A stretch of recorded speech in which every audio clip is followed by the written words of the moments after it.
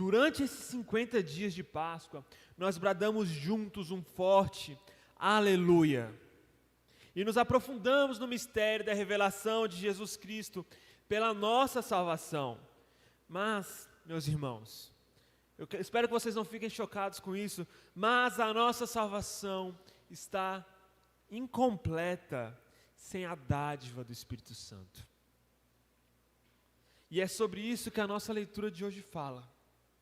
Quando pensamos em um texto adequado para Pentecostes, principalmente na dádiva do Espírito Santo, normalmente nós nos lembramos das imagens que nós temos em Atos capítulo 2. Um som de um vento impetuoso invadindo a casa, e logo depois algo como línguas, só que de fogo, aparece sobre a cabeça dos apóstolos. Vento e fogo. Essas são as imagens que normalmente nós ligamos a Pentecostes. Mas o Evangelho de João nos oferece uma perspectiva diferente sobre a dádiva do Espírito Santo para a igreja. A nossa leitura do Evangelho de hoje é o do texto que nós podemos chamar de Pentecostes joanino. O Evangelho de João nos convida para um momento, logo depois da ressurreição de Cristo.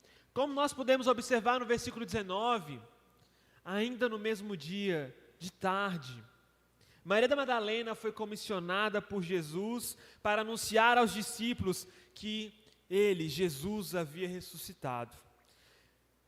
Mas vai a meus irmãos e diz-lhes que estou voltando para o meu Pai e o vosso Pai, meu Deus e vosso Deus. É o que Jesus fala no final do versículo 17, poucos versículos antes da leitura que a gente fez. E assim Maria foi lá e fez.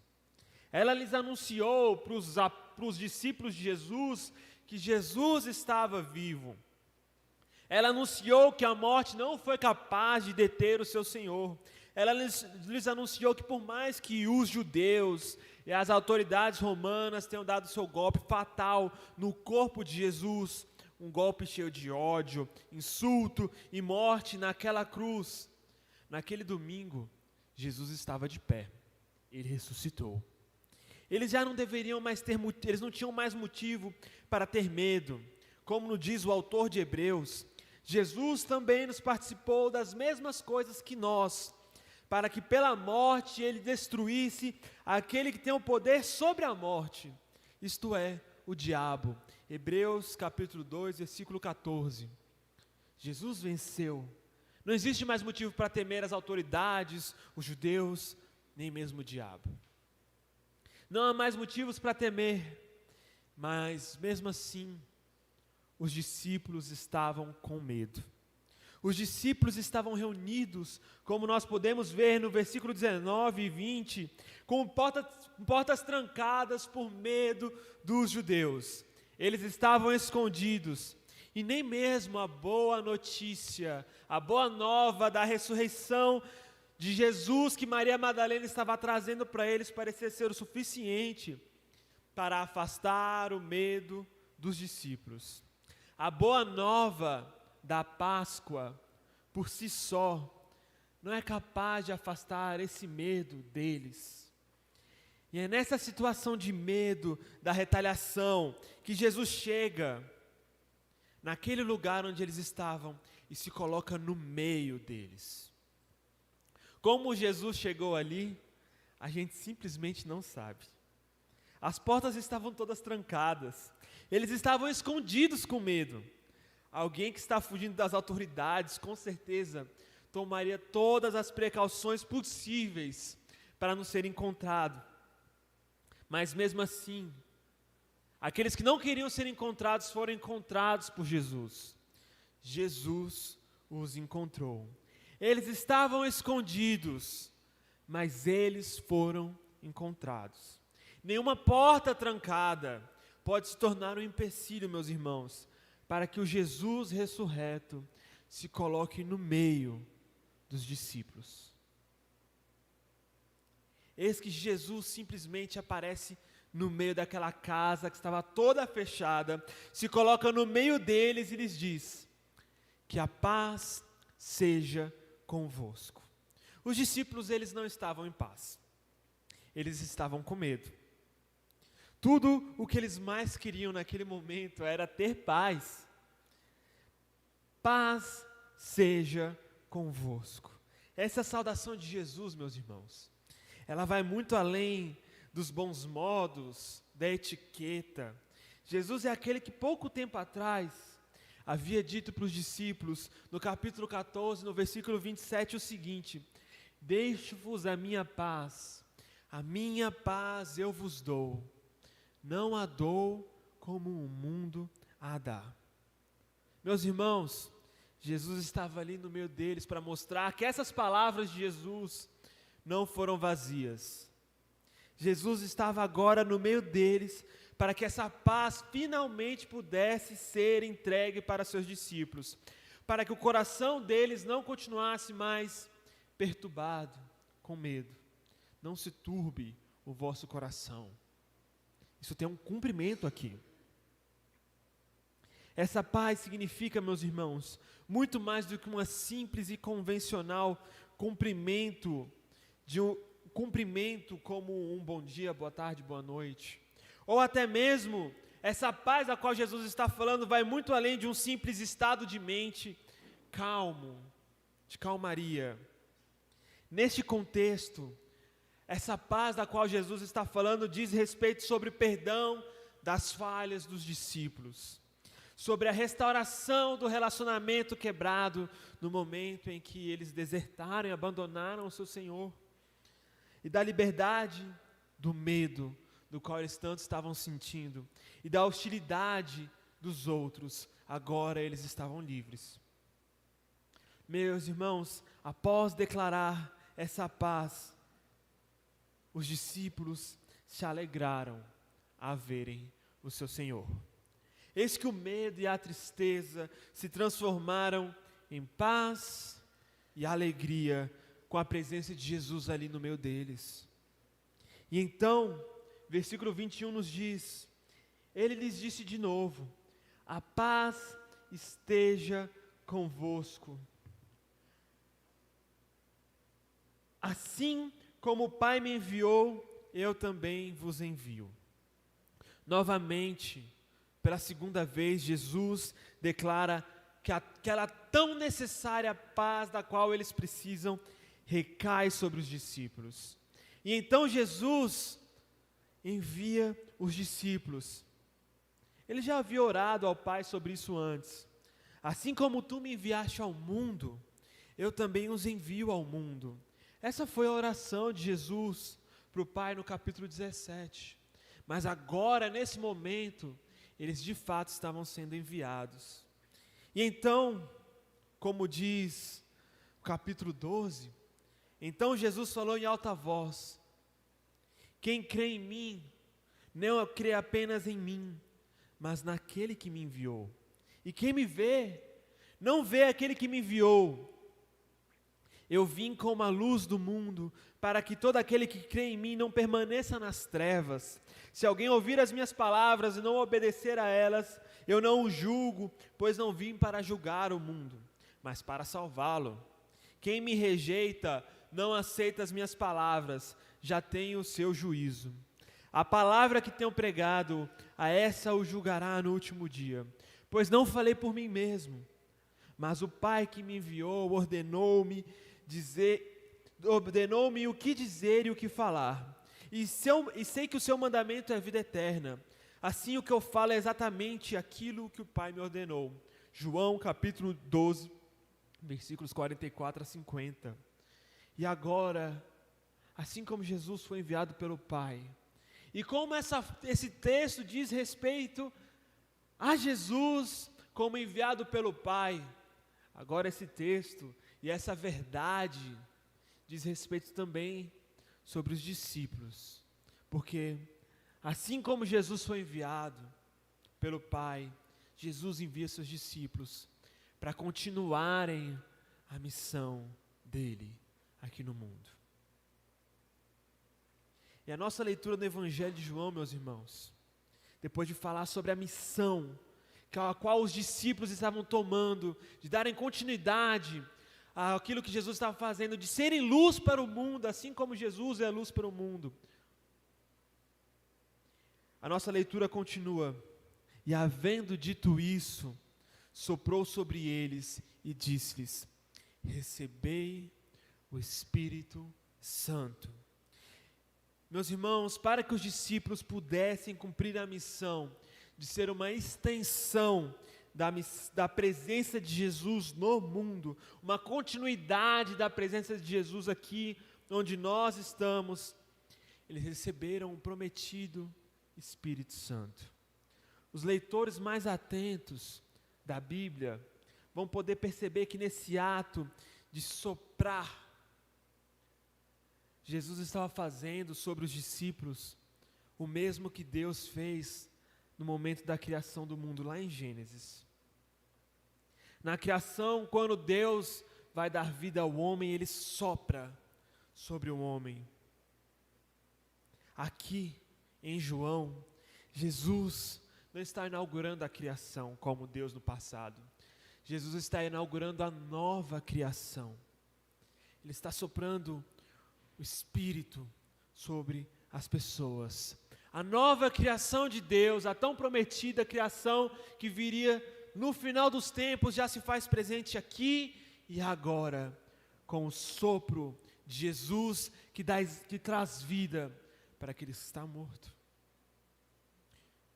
E todo aquele que recebeu o sopro de Jesus hoje, já é nova criação no Senhor. Já como Jesus fala no Evangelho de João, no seu discurso com Nicodemos, nasceu de novo.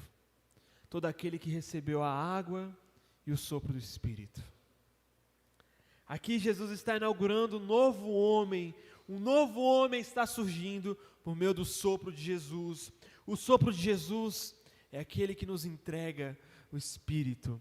O Espírito que no passado, antes da criação, parava sobre as águas e lidava e andava por cima do caos. Hoje, Ele é aquele que dá vida sobre nós e tira o caos de dentro de nós. Agora o Espírito está dentro dos discípulos de Jesus. Meus irmãos, o Senhor Jesus ressurreto presenteia os seus discípulos com o Espírito para que eles sejam para o mundo o que Jesus foi para o mundo. Para isso, a igreja deve prosseguir na missão para que o mundo possa saber e crer que Jesus Cristo é o enviado de Deus Pai. Agora, aquele tão falado Paráclito do qual Jesus falou durante tanto tempo no seu discurso de despedida com os discípulos, o Paráclito permaneceria para sempre conosco. O Espírito da verdade que convenceria o mundo do pecado, da justiça e do juízo, agora estava sobre os discípulos. O Espírito que sopra onde quer, e você ouve o seu som, mas sabe nem para onde ele vem, nem para onde vai. E dessa mesma forma é todo aquele que é nascido do Espírito. Esse Espírito agora estava sobre os discípulos. E como eu havia dito antes, a simples boa notícia da ressurreição não foi o suficiente para fazer com que o discípulo deixasse de temer. Eles somente conseguiriam cumprir a sua missão somente após o sopro do Espírito Santo sobre eles. É o Espírito que dá poder para que eles deixem de ser temerosos seguidores de Jesus e se tornem poderosos proclamadores da verdade sobre Jesus. É com o sopro de Jesus, recebendo o Espírito, que os discípulos se tornam uma extensão dessa missão de Jesus no passado, hoje, aqui e agora. É com o sopro de Jesus. É com o sopro de Jesus que os discípulos recebem poder para perdoar os pecados. E havendo dito isso, soprou sobre eles e lhe disse: recebei o Espírito Santo. Aquele a quem perdoares os pecados, ser-lhes-ão perdoados. Aqueles aos quais retiverdes, ser-lhes-ão retidos. Meus irmãos, essa é uma declaração que para muitos pode ser um tanto quanto chocante. Quem pode perdoar pecados a não ser Deus? É a pergunta que algumas pessoas fizeram em seus corações em Lucas capítulo 5, versículo 21. É um questionamento que hoje muitos podem estar se fazendo. Alguns podem se chocar com o fato que Deus tenha conferido à tua igreja tal autoridade e poder de perdoar ou de reter pecados. Mas é justamente isso que o nosso texto está falando, por mais chocante que possa ser. Ele afirma que Jesus, que é o Cordeiro que tira o pecado do mundo, passou essa tarefa de tirar o pecado do mundo para os discípulos, para a igreja. Nós damos continuidade a essa função de Jesus. O sacrifício ao qual Jesus fez, nós continuamos fazendo aqui continuamente. Assim como Jesus foi enviado pelo Pai ao mundo para lidar com os pecados do mundo, os discípulos são enviados por Jesus Cristo para que eles deem continuidade a essa função de tirar o pecado do mundo. Assim, os discípulos, empoderados pelo Espírito, serão agentes da futura santificação de gerações e gerações de seguidores de Jesus. Por isso que todas as vezes, meus irmãos, que nós nos reunimos aqui para cultuar ao Senhor, após a nossa confissão de pecados, um ministro de Deus declara sobre o povo que o Deus de amor, que por sua grande misericórdia promete o perdão para todas as pessoas com sincero arrependimento e viva fé, eles se convertem. Te perdoe e te liberte de todos os teus passados, te confirme e fortaleça em todo o bem e te preserve no caminho para a vida eterna, mediante Jesus Cristo, nosso Senhor. Amém. É com essa autoridade conferida por Jesus que o ministro de Deus se coloca de pé aqui e pode proferir essas palavras. Em todos os cultos nossos, o sacramento da reconciliação é declarado por nós, por causa dessa declaração de Jesus. Porque Ele deu sobre a sua igreja tal poder e tal autoridade. Meus irmãos, a leitura de Atos que a gente fez aqui apresenta uma perspectiva diferente sobre o derramamento do Espírito. Ao invés de, como esse texto de João que nós lemos, ser logo após a ressurreição que as pessoas recebem o Espírito, em Atos foi 50 dias depois, na festa de Pentecostes. A manifestação do Espírito em Atos é diferente da de João, mas ao mesmo tempo, elas são muito iguais. Elas apresentam discípulos que antes estavam confusos, medrosos, agora estão cheios do poder que estava sobre Jesus. O poder que estava sobre Jesus agora está sobre os discípulos. E as suas vidas, a vida dos discípulos foi para sempre transformada com o derramamento do Espírito Santo. Agora eles têm poder para testemunhar. Agora eles têm poder para cumprir a missão a qual eles receberam de Jesus, que é dar continuidade à missão do próprio Cristo, a missão do próprio Deus. Por isso que nós vemos essa figura do fraco e vacilante Pedro, proclamando para diversas pessoas que Jesus Cristo é o Senhor. E por causa do poder do Espírito, que as pessoas vêm e se convertem, por causa desse poder que hoje está aqui no meio de nós. Amém, meus irmãos. Gostaria de convidar todos vocês agora, nesse momento, para curvar suas cabeças, para que nós possamos orar. Senhor Deus, que nos concede o Santo Espírito, sopra sobre nós, Pai. Dá-nos o Teu poder. Sopra sobre a Tua igreja, Senhor Jesus Cristo. Transforma as nossas vidas e o nosso coração. Sê conosco. Pai amado, que um vento impetuoso possa soprar aqui neste lugar, que línguas como de fogo possam aparecer sobre nossas cabeças, ou então que simplesmente nós possamos receber o Espírito como um sopro, mas sopra sobre nós. Senhor, para que nós possamos cumprir a Tua missão, Sopra sobre nós, Senhor, para que nós possamos, Pai amado, dar extensão ao Teu chamado, cumprir aquilo que o Senhor colocou sobre nós, a Tua tarefa, Pai. Sopra sobre nós, Senhor Jesus. Nós aguardamos.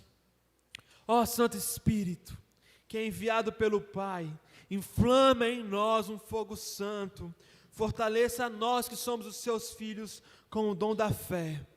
Reaviva a Tua igreja com o Teu sopro de amor e de poder, e renova a face da terra. Em nome de Jesus Cristo nós oramos, o nosso Senhor, que vive e reina contigo com o Espírito Santo, um só Deus hoje e sempre. Amém.